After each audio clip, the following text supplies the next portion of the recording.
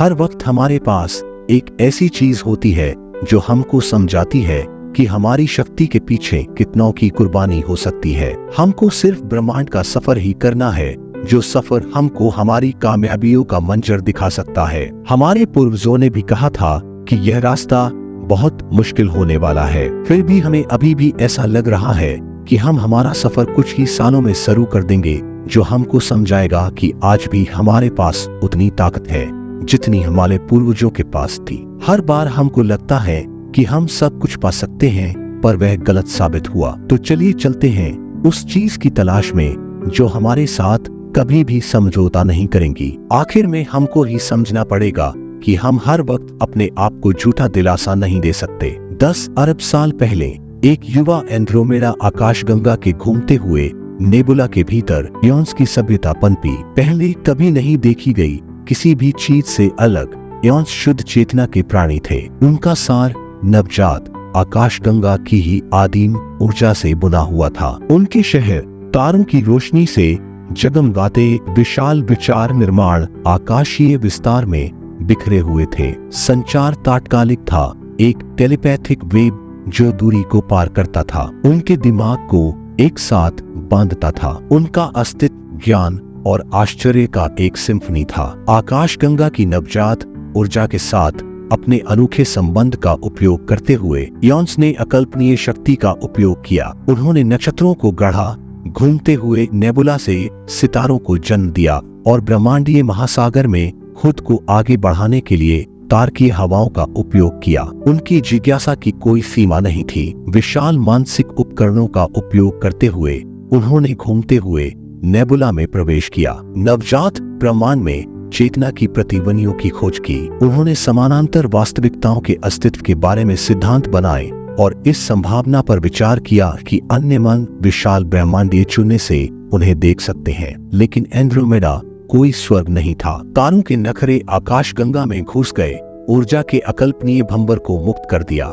दुष्ट black hole अतृप्त भूख वाले ब्रह्मांडीय लेविथान अंधेरे में डूबके हुए थे। एओन हमेशा संसाधन संपन्न शुद्ध विचारों की ढालें बुनते थे, गुरुत्वाकर्षण और तारकीय ऊर्जा में हेरफेर करते हुए अपने चमकदार शहरों को इन ब्रह्मांडीय शिकारियों से बचाते थे। हालांकि अस्तित्व के सहस्राब्दियों के बाद इयॉन के बीच एक बेचैनी शुरू हो गई। उनका रूप हालांकि शक्तिशाली था, लेकिन अलौकिक था, जिसमें भौतिक दुनिया के साथ वास्तव में बातचीत करने की क्षमता का अभाव था। एक गहरे संबंध की लालसा पैदा हुई, उस घूमती हुई गैस और धूल को छूने की इच्छा जिससे वे पैदा हुए थे। एक साहसी प्रयास अवतार परियोजना की फुसफुसाहट फैल गई। अग्रणी एओन ने अपनी चेतना को आकाशगंगा के सार से जन्म लेने वाले भौतिक वाहिकाओं में स्थानांतरित करने की एक विधि का सिद्धांत बनाया। इस परियोजना को आशंका के साथ देखा गया। कुछ लोगों ने इसे क्षणभंगुरता की एक लापरवाह खोज के रूप में देखा, जो उनके शुद्ध सार का संभावित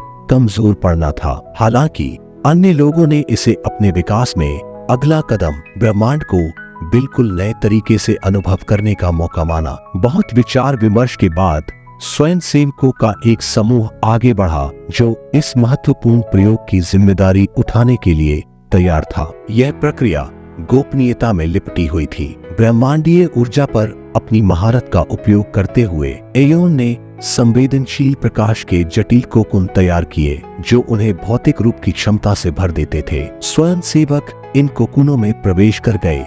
उनकी चेतना भीतर के नवजात पदार्थ के साथ विलीन हो गई। एंड्रोमेडा पर तनावपूर्ण सन्नाटा छा गया, क्योंकि आकाशगंगा ने अपनी सांस रोक ली। दिन हफ्तों में बदल गए, हफ्ते महीनों में, फिर एक झिलमिलाहट। कोकुन में से एक के भीतर एक चिंगारी प्रज्वलित हुई। शुद्ध प्रकाश का एक प्राणी एक साथ मिला, जिसका रूप ऊर्जा और पदार्थ दोनों के सार के साथ झिलमिला रहा था। यह अवतारों में से पहला था जो इथर और भौतिक के बीच एक पुल था। सफलता की खबर जंगल की आग की तरह फैल गई। पहले अवतार से उत्साहित शेष स्वयंसेवक अपने कोकुन में प्रवेश कर गए। एक एक करके प्रकाश के और प्राणी उभरे, जिनमें से प्रत्येक चेतना और भौतिक रूप का अनूठा मिश्रण था। उत्साह ने एओन को भर दिया, जो उनकी नई क्षमता का जश्न था। फिर भी उनकी खुशी अल्पकालिक थी। प्रक्रिया सफल होने के बावजूद अप्रत्याशित परिणाम लेकर आए। अवतार हालांकि शक्तिशाली थे, लेकिन ब्रह्मांड के खतरों के प्रति कहीं अधिक संवेदनशील थे। तारकीय विकिरण जिसे एयोन आसानी से झेल सकते थे, अब उनके भौतिक रूपों के लिए खतरा बन गए। कुछ अवतार भौतिक दुनिया की कच्ची संवेदनाओं से अभिभूत होकर पागलपन के शिकार हो गए। एयोन को एक कठिन विकल्प का सामना करना पड़ा। वे अपने भाइयों के जीवन को जोखिम में डालकर अवतार परियोजना को जारी रख सकते थे, या भौतिक दुनिया से हमेशा के लिए अलग होकर अपनी शुद्ध ऊर्जा अवस्था में वापस लौट सकते थे। एयोन का भविष्य अधर में लटका हुआ था, जो अस्तित्व की सीमाओं को आगे बढ़ाने के जोखिम और पुरस्कारों का प्रमाण था। एयोन का क्या हुआ? क्या वे अवतार परियोजना के साथ दृढ़ रहे, अपनी सभ्यता के लिए एक नया रास्ता बनाया, या वे अपने इतर अस्तित्व की सुरक्षा के लिए पीछे हट गए? इसका उत्तर एक रहस्य बना हुआ है। एक हेवा एंड्रोमेडा आकाशगंगा के घूमते हुए